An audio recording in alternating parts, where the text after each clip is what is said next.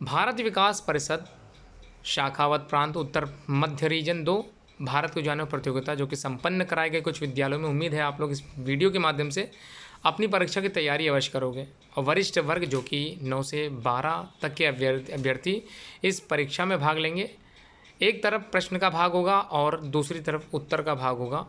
उत्तर भाग में आप लोगों को अपना नाम लिखना है, अपने पिताजी का नाम लिखना है, विद्यालय का नाम लिखना है, कक्षा जो जिस कक्षा में आप लोग पढ़ते होंगे वो कक्षा लिखनी है, पूर्ण पता। थोड़ा सा यहाँ बच्चे कन्फ्यूज होते हैं पूर्ण पता में क्या लिखना है, तो आप लोगों को विद्यालय का पता पूरा लिखना है यहाँ पर, और अपना मोबाइल नंबर। ठीक है, ये चीज़ें थी जो आप लोगों को भरनी है। और उसके बाद प्राप्तांक, हस्ताक्षर जांचकर्ता, हस्ताक्षर निरीक्षक, ये कार्य आपके विद्यालय के द्वारा ही संपन्न कराया जाएगा। उम्मीद है आप लोग समझ गए होंगे।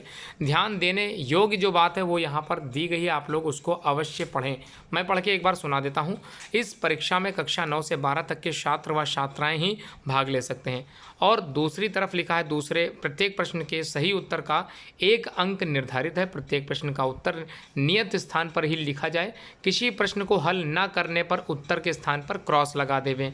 अपलेखन अर्थात ओवर राइटिंग होने पर उत्तर गलत माना जाएगा, इसलिए कृपया करके आप लोग ओवर राइटिंग बिल्कुल भी मत करें, उसमें उत्तर मान्य नहीं होगा। परीक्षा समाप्त होते ही प्रश्न पत्र का उत्तर भाग पर्यवेक्षक अर्थात इन्विजिलेटर को दे दें, और जो अगला भाग है वह अपने स्वयं के साथ आप लोग ले जा सकते हैं।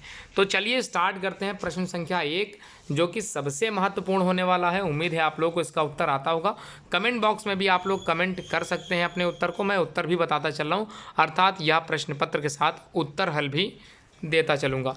तो पहला प्रश्न है, भारत का सर्वाधिक साक्षरता वाला राज्य। देखिए, सबसे ज़्यादा साक्षरता जिस राज्य की है भारत में, वो है केरल राज्य। कौन सा है, मैं लिख के भी दिखा देता हूँ, आप लोग लिखते भी चलें चाहे तो अपनी कॉपी में। केरल राज्य जो कि सबसे ज़्यादा सर्वाधिक साक्षरता वाला राज्य है। अगला प्रश्न है, इंग्लिश चैनल तैर कर पार करने वाली प्रथम भारतीय महिला। देखिए, भारत को जानो प्रतियोगिता है तो समस्त प्रश्न ज़्यादातर भारत से ही संबंधित होंगे। तो उम्मीद करता हूँ इंग्लिश चैनल जो तैर कर पार करने वाली महिला थी प्रथम, उनका नाम आपको ज्ञात होगा न। मैं नाम बता देता हूँ, आरती साहा। देखिए, उनका नाम था आरती साहा। तो ये हो गए दूसरा प्रश्न का आंसर। अब आगे बढ़ते हैं। तीसरा प्रश्न क्या कह रहा है, पहले प्रधानमंत्री जिनकी विदेश में मृत्यु हो। देखिए, विदेश में जाकर मृत्यु हुई थी, याद कीजिए वो कौन से प्रधानमंत्री थे कि जिनकी मृत्यु विदेश में हुई थी। कई बच्चों ने जो है आज प्रश्न के उत्तर लगाते समय जवाहरलाल नेहरू लिख दिया था, हालांकि यह उत्तर बिल्कुल गलत है। देखिए, पहले प्रधानमंत्री जो कि लाल बहादुर शास्त्री जी थे, उनका विदेश दौरे के बाद ही विदेश में जो है क्या हो गई थी, मृत्यु हो गई थी, और उस पर काफ़ी विवाद हुआ था। ठीक है, ताशकंद सम्मेलन को लेकर विवाद हुआ था। अगला प्रश्न 4 है, सबसे बड़ा वनस्पतिक उद्यान। देखिए, अगर आप लोग बायोलॉजी के स्टूडेंट, उम्मीद है आप लोग ये प्रश्न कर लोगे। लार्जेस्ट बोटेनिकल गार्डन कहाँ पर है, कोलकाता में है। ठीक है, लार्जेस्ट बोटेनिकल गार्डन पश्चिम बंगाल आप लोग लिख सकते हो, तो पश्चिम बंगाल में ही है, बिल्कुल सही आपका उत्तर होगा। अगला प्रश्न संख्या 5, सिंधी भाषा में मोहनजोदड़ो का अर्थ क्या होता है। तो आप लोगों ने पिक्चर भी देखी होगी, एक मूवी आई थी मोहनजोदड़ो ऋतिक रोशन की। ठीक है, तो उसका अर्थ क्या होता है सिंधी भाषा में, तो उसका अर्थ होता है मौत का टीला। ठीक है, मृतकों का टीला, आप लोग ऐसे भी लिख सकते हैं, उसका अर्थ होता है मुर्दों का टीला। ठीक है, क्या होता है, मुर्दों का टीला। अगला प्रश्न, किस राजा के राज्य में महान कवि कालिदास रहते थे। प्रश्न संख्या 6। तो 6 में देख लेते हैं, उज्जैनी के राजा विक्रमादित्य, आप लोग चंद्रगुप्त द्वितीय भी लिख सकते हो, तो नाम है राजा विक्रमादित्य के समय की बात है, जब महान कवि कालिदास उनके समय में क्या करते थे, उसी राज्य में रहते थे। अगला 7वां प्रश्न, किस प्रदेश के नाम का अर्थ बादलों का घर है। देखिए, ढूंढने की जरूरत नहीं है, किस राज्य, भारत के किस राज्य का नाम बादलों का घर है। मतलब जैसे विद्या का घर विद्यालय होता है, ठीक है, और वस्त्रों का घर वस्त्रालय होता है, उसी तरह बादलों का घर मेघालय होता है। मेघ मतलब बादल, और बादल जहाँ रहते हैं उसको बोलते हैं मेघालय। तो मेघालय राज्य भारत का राज्य है, जहाँ जिसको हम लोग अर्थ के तौर पर बादलों का घर कहते हैं। अगला प्रश्न है, अंग्रेजों को धोखा देने के लिए युद्ध के समय रानी लक्ष्मीबाई का वेश बनाने वाली वीरांगना कौन थी। देखिए, बिल्कुल वेश मिलता जुलता था, मतलब जो शक्ल थी बिल्कुल लक्ष्मीबाई की तरह दिखती थी। उनका नाम था, आपको पता होगा, उनका नाम झलकारी बाई था। और अगर आप लोग लखनऊ में रहते हो तो झलकारी बाई अस्पताल भी आप लोग जानते होंगे, उम्मीद है। आगे बढ़ते हैं, क्वेश्चन नंबर 9 देख लेते हैं। क्वेश्चन नंबर 9 कह रहा है एकता की मूर्ति स्टैच्यू ऑफ यूनिटी कहाँ पर स्थित है? तो सरदार वल्लभ भाई पटेल आप लोगों ने जानते होंगे, सबसे जो है बड़ी मूर्ति लगाई गई है। कहाँ पर है ये आपको बताना है। गुजरात के, ये जो है गुजरात के ही जो है क्षेत्र भरूच में ही लगाई गई है। आपको लो याद होगा कितने मीटर की है, ये जरूर कमेंट बॉक्स में बताएं। अगला क्वेश्चन है आज़ाद हिंद फौज की जो महिला वाहिनी का नेतृत्व करने वाली महिला थी, तो वो कौन थी? वो थी लक्ष्मी सहगल। क्वेश्चन नंबर 11, किस राजा ने पुरुषपुर मतलब पेशावर को अपनी राजधानी बनाया? तो पेशावर को अपनी राजधानी बनाने वाले जो राजा थे, या जो राज्य के जो बड़े अधिकारी थे, या किस राजा ने पुरुषपुर पेशावर को अपनी राजधानी बनाया? उनका नाम था कनिष्क। क्या नाम था उनका? कनिष्क नाम था। लिख लीजिए कनिष्क, उनका नाम क्या था? कनिष्क। षटकोण वाला शाह लगाइएगा, क्योंकि अगर लिखते समय भी अगर गलती कर दी तो नंबर आकलन नहीं होगा। ठीक है, आगे बढ़ते हैं। क्वेश्चन नेक्स्ट क्या है? राजा कंस के पिता, देखिए कंस के पिता कौन थे? तो राजा कंस के पिता कौन थे? क्वेश्चन संख्या 12, तो उनका नाम है उग्रसेन। क्या है? उग्रसेन। तो राजा कंस के पिता का नाम उग्रसेन था। याद हो गया? आगे बढ़ते हैं। क्वेश्चन नंबर अगला है 13वां, देख लेते हैं। महाभारत के युद्ध में कौरवों का प्रथम सेनापति, देखिए कौरवों का प्रथम सेनापति भीष्म पितामह थे। कौन थे? भीष्म पितामह। ठीक है, भीष्म पितामह आप लोग लिख सकते हैं। इनकी मृत्यु के पश्चात कौन बना था, ये भी जरूर कमेंट बॉक्स में बताएं, ये भी प्रश्न बन सकता है। अगला क्वेश्चन कह रहा है विवेकानंद का जन्म स्थान, देखिए विवेकानंद का जन्म स्थान कोलकाता है। सुभाष चंद्र बोस का भी कोलकाता ही है। आप लोग समझ गए होंगे क्वेश्चन किस प्रकार से पूछ रहे हैं। सिंधु घाटी के लोग किस देवता की पूजा करते थे? तो सिंधु घाटी सभ्यता सबसे पुरानी सभ्यताओं में से एक है, और उस समय जो लोग थे वो पशुपति अर्थात यहाँ पर बात की जा रही भगवान शिव की, उनकी पूजा करते थे। तो ये 15वां प्रश्न का जवाब हो गया। उम्मीद है आप लोग 16वां प्रश्न का उत्तर जानते होंगे। किसने बाबर को भारत पर आक्रमण करने के लिए आमंत्रित किया? देखिए बाबर को आक्रमण करने के लिए आमंत्रित करने वाले जो थे उनका नाम था दौलत खान। क्या नाम था?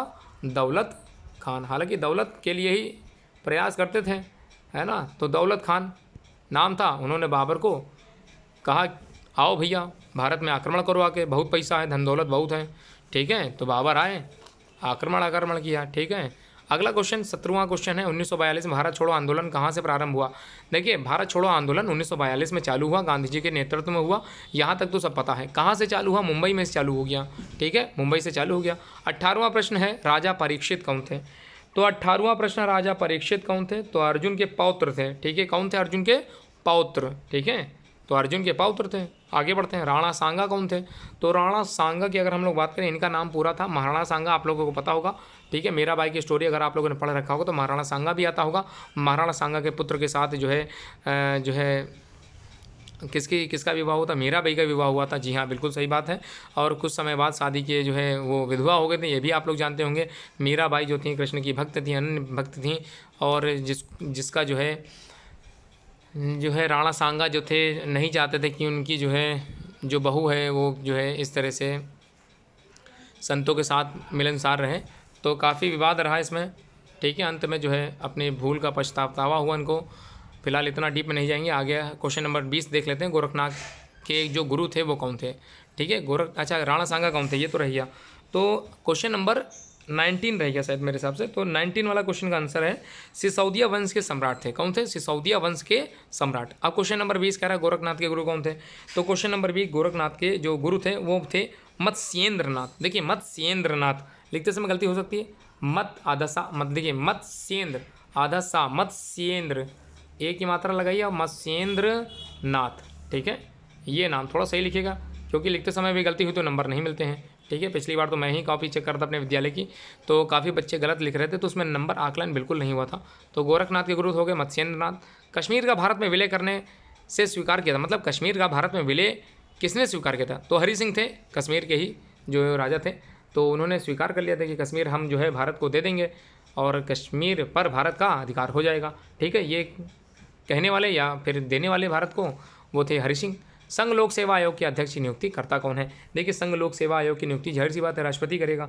तो आप लोग लिख सकते हैं कौन करता है? राष्ट्रपति। ठीक है, राष्ट्रपति इस समय कौन है? द्रौपदी मुर्मू है। तो मुर्मू सही से लिखिएगा। अगर आप लोग लिख नहीं पा रहे हैं तो मैं बता दूं कैसे लिखते हैं। तो द्रौपदी मुर्मू है। ठीक है, मुर्मू। आगे बढ़ते हैं। क्वेश्चन कह रहा है नेक्स्ट क्वेश्चन है अगला, भारत में सर्वाधिक उगाई जाने वाली फसल कौन सी है? देखिए सर्वाधिक उगाई जाने वाली फसल आप लोगों को याद है कि खाद्यान्न में अगर आप लोग राशन लेने दुकान पे जाते हो 3 रुपया किलो राशन मिल रहा है। ठीक है। प्रधानमंत्री योजना के माध्यम से निःशुल्क राशन भी मिल रहा है, चावल फ्री में दिए जा रहे हैं, गेहूँ फ्री में। तो चावल जो रुपये से दिए जा रहे हैं वो 3 रुपये किलो चावल मिल रहा है और 2 रुपये किलो गेहूँ मिल रहा है। तो सर्वाधिक उगाई जाने वाली जो फसल है वो है चावल, ठीक है। आप लोग लिख सकते हो धान की फसल सबसे ज़्यादा उगाई जाने वाली फसलों में से एक है, तो चावल। अगला क्वेश्चन, भागीरथी और अलकनंदा नदियों का संगम किस स्थान पर होता है? देखिए दोनों, भागीरथी और अलकनंदा दोनों का संगम देवप्रयाग में होता है, तो आप लोग देवप्रयाग जरूर लिखें। अगला प्रश्न है, श्रीनगर जम्मू कश्मीर किस नदी के किनारे बसा हुआ है? तो श्रीनगर जम्मू कश्मीर जो नदी है उस नदी का नाम है, क्या है नाम आप लोग बता सकते हैं तो ज़रूर बताइए। प्रश्न संख्या 25वां है, तो झेलम नदी पर बसा है कौन? जम्मू कश्मीर। बहुत ही अच्छा नगर है, आप लोग घूमने भी जा सकते हैं, ठीक है। आगे बढ़ते हैं, कौन सी नदी दक्षिण गंगा के नाम से प्रसिद्ध है? देखिए बहुत ही आसान क्वेश्चन आ रहे हैं, तो कौन सी नदी दक्षिण गंगा के नाम से प्रसिद्ध है? तो उस नदी का नाम है गोदावरी, याद कर लीजिए। कौन सी नदी है? गोदावरी नदी है, जो कि दक्षिण गंगा के नाम से प्रसिद्ध है। अगला क्वेश्चन, किस खनिज उत्पादन में भारत का प्रथम स्थान? देखिए अभ्रक, बॉक्साइट, ये दो नाम मतलब एक ही नाम है, इंग्लिश हिंदी एक ही चीज़ है। तो आपको बताना है, मतलब बताना क्या, मैंने बता ही दिया है। भारत का प्रथम स्थान जिस खनिज के उत्पादन में है वो है अभ्रक, ठीक है। वो क्या है? अभ्रक, ठीक है, अभ्रक है।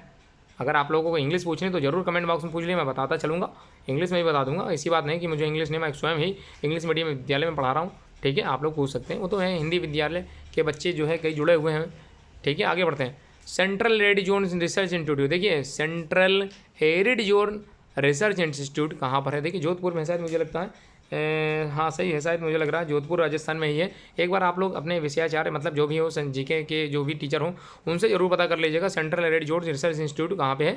जोधपुर राजस्थान में, मुझे लगता है जहाँ तक। अगला प्रश्न है 29वें का, हुसैन सागर किस राज्य में? देखिए हुसैन सागर, ये जो हुसैन सागर है ये कहाँ किस राज्य में स्थित है? राज्य का नाम अगर पूछा तो बहुत ही आसान क्वेश्चन पूछा है। 29 का तेलंगाना राज्य है, ठीक है। तो तेलंगाना राज्य में हुसैन सागर स्थित है, आप लोग लगा सकते हो। 30वां प्रश्न है, भारत में उत्तर प्रदेश तथा मध्य प्रदेश की सीमा में मानव निर्मित सबसे बड़ी झील कौन सी है? देखो मानव द्वारा बनाई गई झील है, नाम ही ऐसा होगा कि जो एकदम आसानी से याद हो जाए, गोविंद बल्लभ पंत सागर, ठीक है। कौन सा है? गोविंद बल्लभ पंत सागर, तो लिख देते हैं। अच्छा हाँ ये भी सही है, कई बच्चे कहेंगे लिख दीजिए गोविंद, देखिए गोविंद, ठीक है। हालांकि गोविंद में देखिए अगर आप लोग ऐसे भी लिखोगे, देखिए वाह भी बनाओगे तब भी गलत नहीं है, गोविंद आधा ना लगा के गोविंद भी लिख दोगे तब भी गलत कटेगा नहीं। गोविंद बल्लभ है ना, बल्लभ, और पंत तो लिख ही लोगे, पंत। सागर भी लिख दूँ? ये लीजिए सागर ऊपर लिख देता हूँ, सागर भी लिख देता हूँ। जब इतना लिख दिया तो सागर लिखने में मुझे कष्ट थोड़ी ना है। तो क्या है, क्या क्या बोला मैंने? गोविंद बल्लभ पंत सागर झील, ठीक है। ये मानव निर्मित झील है जो कि यूपी और एमपी के मध्य बढ़िया निर्मित की गई है, मानव द्वारा निर्मित की गई, तो और अच्छी बात है। अगला प्रश्न संख्या देख लेते हैं कौन सा आएगा। 30वां हो गया, हाँ बिल्कुल हो गया। 31वां, भारत के किस राज्य है? देखिए किसी एक राज्य का नाम लिखिए जहाँ तेल शोधक कारखाना है। देखिए यहाँ तो आपके लिए बढ़िया सा ऑप्शन आ गया, चॉइस में मिल गया, मतलब कोई भी नाम लिख दीजिए जो भारत में तेल शोधक कारखाने के रूप में जाना जाता है। तो डिगबोई जो कि असम में है, ये तो बहुत ही अच्छा क्वेश्चन मिल गया, और ये तो अच्छी बात है। ये डिगबोई वाला क्वेश्चन शायद मुझे लगता है 6 से 8 वाले भी पेपर में था। डिगबोई जो कि असम में है, लिख सकते हैं, आपकी मर्जी, चाहे असम लिखिए चाहे डिगबोई लिखिए, नंबर दोनों में मिल जाएंगे, है ना। आगे बढ़ते हैं डिगबोई के आगे, ठीक है। भारतीय रिजर्व बैंक का मुख्यालय कहाँ है? तो भारतीय रिजर्व बैंक का मुख्यालय अमिताभ बच्चन का घर है, हालांकि मेन निवास तो इलाहाबाद के हैं लेकिन घर मुंबई में है, ठीक है। तो आप लोग लिख सकते हैं भारतीय रिजर्व बैंक का मुख्यालय कहाँ है? महाराष्ट्र, मुंबई में है। बहुत ही आसान क्वेश्चन मिल गया।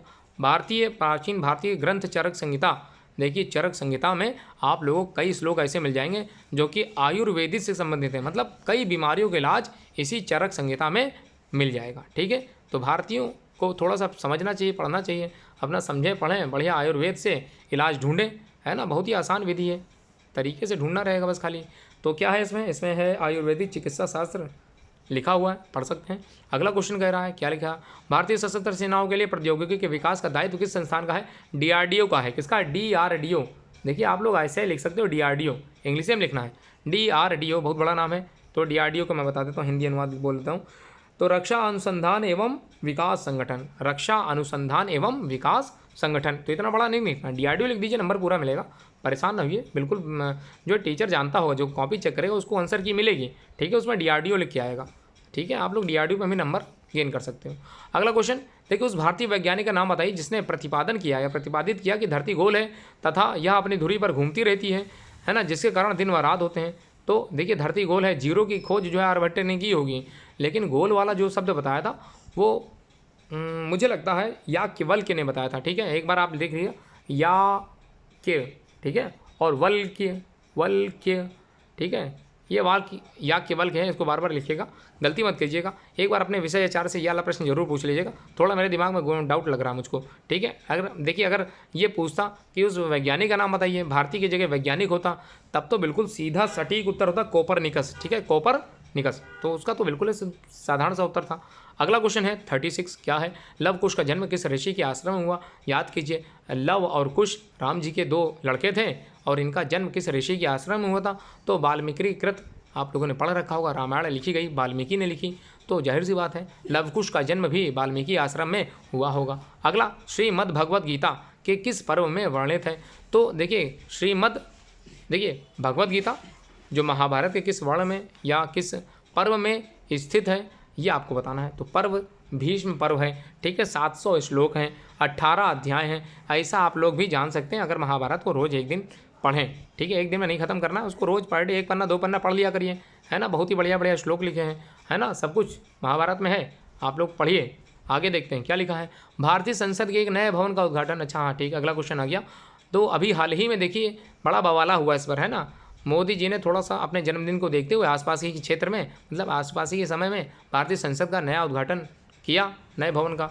और किसने किया? मोदी जी ने किया। बड़े विपक्षी जो दल थे, बड़े इस पर जो है विवाद किए, है ना। तो विवाद करने वाली कोई बात नहीं है। भारतीय संसद के नए भवन का उद्घाटन इसलिए किया गया क्योंकि सीटों की संख्या जो पुराना भवन था उसमें बहुत ही कम थे, और जो नया भवन है उसमें आप लोगों को आसानी से बैठने के लिए पर्याप्त सीट भी मिल जाएगी, और तो और उसमें अलग से दर्शकों के लिए भी जो है जगह बनाई गई है, ठीक है। अब दर्शकों के लिए क्यों बनाई गई, कैसे बनाई गई, काहे बनाई गई, ये तो ज़्यादा नहीं बता पाऊंगा, इसके बारे में आगे बढ़ता हूँ, ठीक है। तो लिखा है भारत रत्न के बाद दूसरा सर्वोच्च सम्मान जो भारतीय नागरिकों को दिया जाता है, नागरिक पुरस्कार, वो पद्म विभूषण है, ठीक है। कौन सा है? पद्म विभूषण। आगे बढ़ते हैं। भारत विकास परिषद के प्रथम राष्ट्रीय अध्यक्ष, अब थोड़ा सा यहाँ पर मैंने बहुत ज़्यादा नहीं डीपली इसके बारे में अध्ययन किया था, लेकिन जहाँ तक मुझे लगता है भारत विकास परिषद के प्रथम जो राष्ट्रीय अध्यक्ष हैं वो हंसराज गुप्ता हैं, क्योंकि प्रधानमंत्री ही जो प्रधानमंत्री मतलब इसके जो होंगे, जो मिनिस्टर होंगे वो होते हैं कौन? हंसराज गुप्ता, वो हैं राष्ट्रीय अध्यक्ष। और पहले पूछे गए तो राष्ट्रीय अध्यक्ष वही हैं। उम्मीद है आप लोगों को वीडियो पूरी समझ में आ गई होगी, उत्तर आप लोगों को मिल गए होंगे। चैनल जरूर सब्सक्राइब करके रखें, आने वाले समय में भी इसी तरह की और जो वीडियोज़ हैं जैसे संस्कृत ज्ञान परीक्षा, ये भी अपलोड की जाएगी। आप लोगों को प्रश्न पत्र इसी के माध्यम से मैं समझाता चलूँगा। वीडियो अंत तक बने रहने के लिए आप लोगों का बहुत बहुत धन्यवाद।